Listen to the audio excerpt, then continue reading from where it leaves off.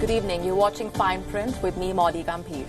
Shocking revelations have come to light in the case of Usman Khan, the London Bridge attacker who stabbed two people on the 29th of November 2019. WION's investigation has revealed some serious lapses on part of the UK government. The UK authorities never shared any information on Usman Khan, who was killed during the attack. His body was kept by the UK authorities for 5 days before being buried in his ancestral village in Pakistan-occupied Kashmir. And during the course of this time, Pakistan was not informed of the fact that Usman had a valid secondary citizenship of Pakistan, that he had visited Pakistan in 2006 when he got his national identity card for overseas citizens made. But when he visited Pakistan for the second time in 2008 on his identity card, he was already on a UK watch list. According to Pakistani authorities, this crucial piece of information was never shared with them. Not just this, even his arrest in 2010 in UK was kept a secret from Pakistan. And what is even more shocking is that during his time in the jail, Usman Khan got his identity card renewed from inside jail through a computer system that he accessed while he was imprisoned. This happened only because of lack of communication between the UK and Pakistan. Interestingly, after the 2015 bombings in London, the UK government had vowed to work with the relevant countries to counter the menace of terror.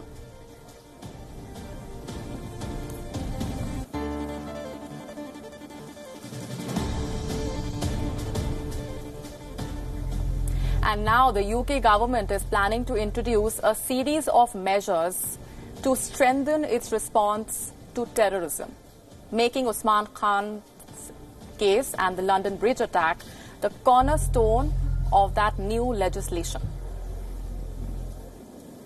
Well, I'm certainly seeing now that, of course, with offenders and offender management, you cannot stand still. You constantly have to revise your techniques, but also look at the way in which the system is working. And I think we're always learning lessons, there's no doubt about that. I mean, post-London Bridge, Fishmongers Hall, but also off the back of other incidences that have taken place in the past.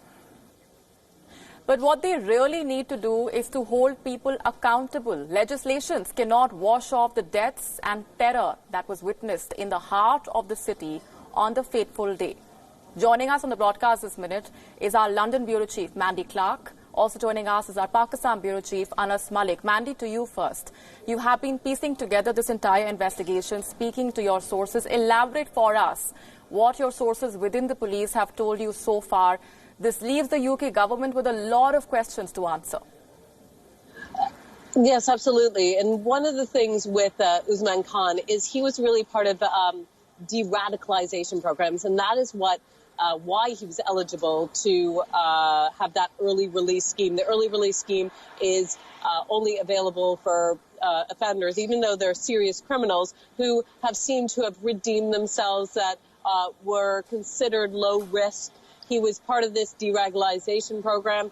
He had verbally stated that he wanted to change his path, and that is how he really secured his early release. Now, Boris Johnson talked about having lie detector tests, but in many ways that doesn't seem to solve the problem. The fact that they were ultimately easily fooled by his pledges for a new life, by taking part of these de-radicalization programs. That, in fact, on the day of it, he was part of this program that was linked to Cambridge University about trying to understand these cultural barriers. And that's when he, in this early release time, he led his attack. And that is why we're seeing a whole review of how the whole system works, understanding if these programs to try and change and de-radicalize these terrorists, if they even work, and whether they're going to have to scrap it all together. The message of Boris Johnson is he feels they have to be tough on crime. He wants to see a change in law. So rather than just serving half your sentence and then look at early release, he wants at least 2/3 for all serious criminals. That includes terrorists, but also people who are charged with murder, manslaughter, rape. So he wants all serious crimes to have it serve at least 2/3 of it. Now, speaking from that sounds fine, and it's a good soundbite politically, but there's simply not enough jail room in the jail. So how is this going to be done and facilitated so they don't either expand the jails or find a new solution? But certainly, currently, it's not working. Right, and is that new law a cover-up in a way? I'll just come back to you, Mandy. Anas, the Pakistan authorities also have a lot of explaining to do, especially in terms of how grave the matter is when it comes to Usman Khan actually managing to renew his citizenship from inside jail. Who allowed him to do that, and how the Pakistan authorities remained silent about this all this while? Well, absolutely, Molly. Some explanation on the part of the Pakistani administration that needs to be done, and they cannot just shrug off responsibility on the UK as well, because the Pakistani authorities here in Pakistan have been maintaining that no amount of information was shared on Usman Khan during the three travels he undertook to Pakistan from 2006 to 2010. He first came to Pakistan in 2006. This is when he first got his NICOP, or the National Identification Card for Overseas Pakistanis, made.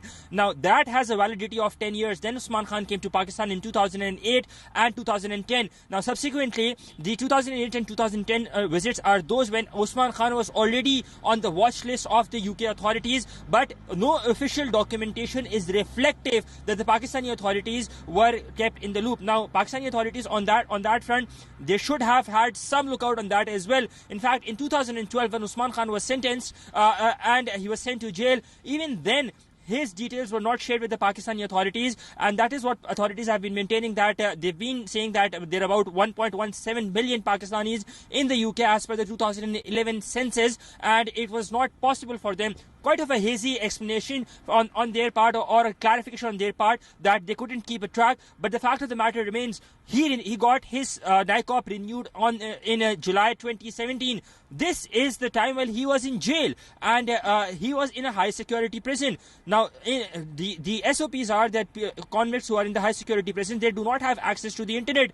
The Nadra record shows that he got his NICOP renewed through an online application, and that he applied, quote unquote, through the system of the computer system in the jail that he had access to. So the question here remains is that how did he have access to the internet? Right. Another question that remains unanswered is that how did he manage to pay for the NICOP renewal? Now, as I said, the Pakistani authorities cannot just shrug off responsibility, because somebody who's been in the jail since 2012 goes for a renewal in 2017.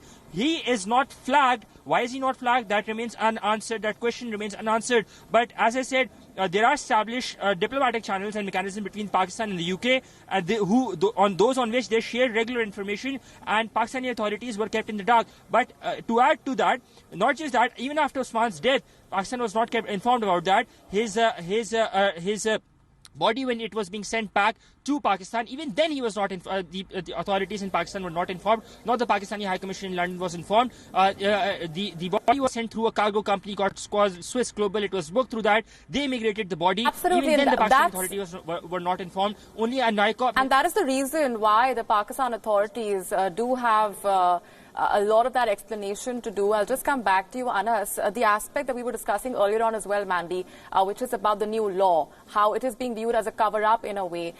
How will that really change things on the ground, given how accountability needs to be fixed and how the new law will not be the solution? Well, exactly. That is the number one argument that people are saying. Look, it's sound bites, being tough on crime, making people serve long jail sentence, all sounds fine and well. But in practical terms, how is it fighting terrorism? How is this going to improve conditions in the jail? How is it going to improve the programs that are meant to stop terrorism? So it's not answering any of those questions. That's where we're hearing criticism by Boris Johnson, even by the father of one of the victims, who said, do not make this an opportunity to score political points. It's your opportunity to make real reform. And that is what people want to see, because right now, it's recognized it's a broken system, but how do you improve it rather than just lengthening jail sentences, which doesn't seem to be the solution? Absolutely. We will, of course, continue to delve deeper into the many aspects to that story. We're going to leave it there for the moment, though. Anas Malik and Mandy Clark, appreciate very much for joining us on the broadcast with those exclusive details of the investigation that has been pieced together.